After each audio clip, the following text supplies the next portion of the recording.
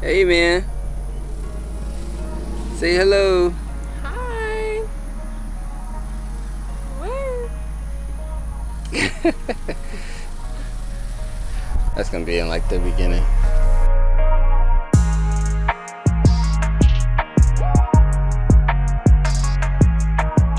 What's going on YouTube? Welcome to Mike's Travels and Sense, where I go over points and travel strategies, and more importantly, how not to go broke while enjoying it all. If that sounds good to you, consider subscribing to the channel so you don't miss out on future content like this. And if you found some value in this video, drop me a like to let me know. But with all that out of the way, let's get into the video. So this is part 2 of the new location, aka the Air Force Base I work at series. Not really a series or anything.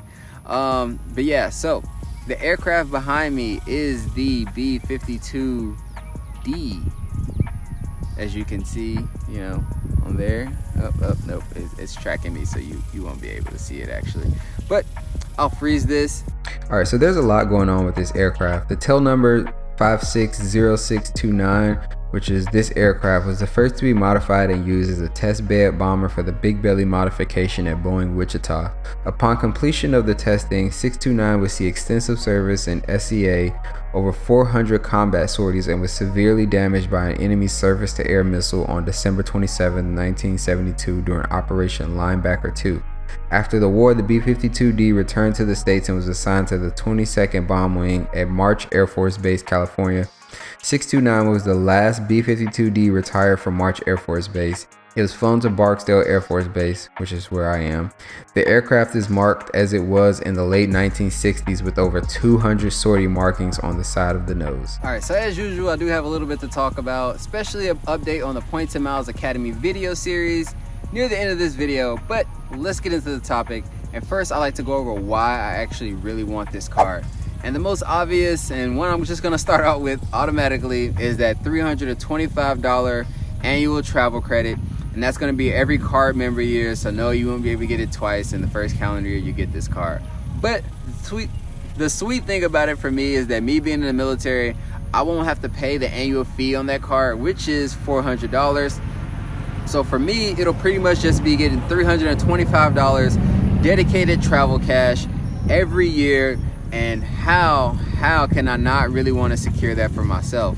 There's also that really nice sign-up bonus that you get when you apply for this card, which is going to be 50,000 points after spending $4,500 in that first 3 months. And that's pretty much like looking at $750 in a sign-up bonus right there. Again, pretty nice. As far as earning goes, they did recently update this card and give it a 5x multiplier on prepaid hotel stays and rental cars. Personally, when I travel, I don't generally use rental cars. I mean, I haven't been internationally traveling that much, but I haven't really found a need to use rental cars. I honestly mostly use ride-sharing services like Uber and Lyft and whatnot. So the rental car thing probably won't be too big of a thing for me, though this card does have primary rental car insurance. So if you're somebody looking for this card and you use rental cars and you want primary rental car insurance, this is right up your alley. But the prepaid hotel stays is actually pretty nice. I don't know if I'll always be using this card, but having 5x on prepaid hotel stays is pretty nice, and that essentially means you're getting 7.5% back on your hotel stays. Even though it's not the biggest spend multiplier, and I've already argued about my frustrations with the Sapphire Reserve's 3x multiplier, I'm actually really looking forward to the 3x multiplier on the US Bank Altitude Reserve, and that's because it's super clutch. You get 3x on travel and mobile wallet payments. Mobile wallet payments. Do you know how many places take mobile wallet payments? And that number is only increasing as mobile wallet payments get more and more acceptable the more places you go. And this pandemic has probably only increased that number of places more, since that's a contactless way of payment, so you don't have to worry about people touching keypads and handing people cards and all that stuff. So mobile wallet payments is definitely the way of the future, and getting 3x on those types of payments is pretty nice. And the points that you earn on this card are worth 1.5 cents in US Bank's travel portal.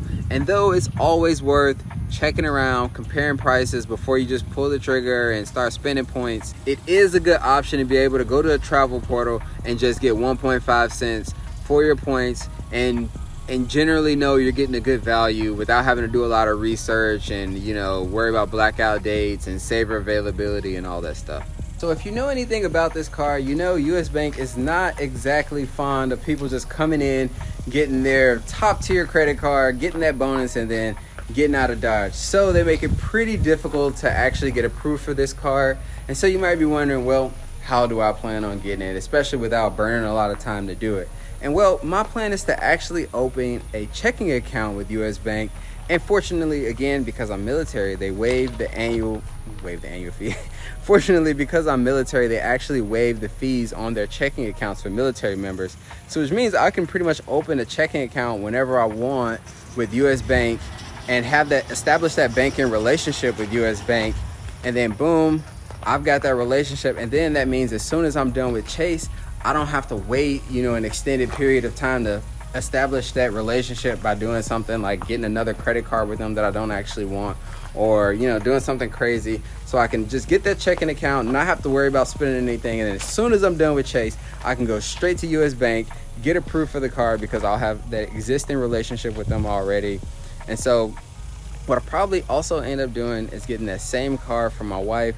So that's going to be public math here, $650 in travel credits from US Bank between the both of us. So that's going to be pretty nice. And believe me, I understand this card may not be for everybody, you know, especially considering not everybody is going to be able to just not have to worry about the annual fee. So should you get this card if you do have to pay the annual fee? Well, I think it's a really, really good option, and I'll get into why it's a good option right now. So first off, you do get priority pass with this card. It's not the traditional priority pass that you get with premium cards where it's pretty much unlimited, unlimited visits. You do get 4 per, priority pass enrollment. So the thing here is it's priority pass enrollment, not card member year. So the smart thing to do, and this is just me, this is my suggestion, can't tell you what to do, but the smart thing to do is don't enroll into priority pass until right before you actually need to use it, so that way you get the most amount of passes in that window. And it's not, that clock doesn't start until you actually need to start, basically. And that kind of goes into the next benefit of this card, which is the 12 go-go Wi-Fi internet passes that you get with this card as well. Again, that's enrollment years, not card member years. So again, don't sign up for go-go Wi-Fi until you're actually ready to use it, so that way, again, that clock doesn't start until you actually need it to start and you can get the most from it. As I mentioned earlier, you also get that primary rental car insurance on this car. So if you're somebody that rents cars relatively frequently, not only are you getting that primary rental car insurance, but again, you're also getting that 5x multiplier. On top of that travel portal, as I mentioned earlier, you're going to be getting 1.5 cents per point when you redeem your points through that travel portal. So again, that's another pretty good use. And as I mentioned earlier, see, this isn't just exclusive to somebody that doesn't have to worry about paying the annual fee. So you also get a really nice sign-up bonus. $750 is pretty freaking good, especially when you look at the next point, which is that annual fee is effectively only $75, since the travel credit is $325. And if you're at least a decent traveler, somebody that's going to be using public transportation, at least taking 2 flights per year or getting a hotel or something, you can definitely get your money's worth using that travel credit and then only having $75 of an annual fee to worry about. So ultimately, I think that makes this car ideal for somebody who's not exactly an aggressive traveler, but still somebody who travels decently, and when they do travel, they want some nice benefits, like having that priority pass select so you can get into the lounges, like having go-go Wi-Fi, and only paying $75 a year for the card. But there's definitely a lot more benefits to the card that makes this even more ideal for the casual traveler. And I won't list them all off, so I'll probably just have something going across the screen so you can see a little bit more detail of the benefits. And ultimately, like I said, I think this is a good card, especially for the casual traveler or even the frequent traveler who wants that really nice sign-up bonus, a really low annual fee. $75 is not bad, especially when you consider that a lot of technically lower tier credit cards have $95 annual fees. So that's pretty good right there. And you're getting that $325 travel credit to offset that's offsetting it. So a very broad travel credit, not something a little bit more restrictive like American Express's general travel credits. All right, and that's where I want to wrap up this video. But I do want to give a quick update to the Points and Miles Academy video series. So what I'm going to be doing is pretty much uploading one video from the series every week, and then one video is going to be a normal video, kind of like this one. So that way I can continue to get feedback on the video series, and you all can continue to give me input on what you want to see in it. So that way I can make modifications to the video series instead of doing the whole series at one time. Then a bunch of people hate it, and then it's like, well, it's too bad because I already made it. I'm not making another one. Too bad, so sad, everybody's upset. So to avoid all that, I'm going to be doing one video a week from the series, so that way I can continue getting that input. And speaking of that, if you have anything you want to see in the Points and Miles Academy video series, be sure to leave it in the comment section down below, so that way I can make sure I include it and everybody's getting the most from the video series.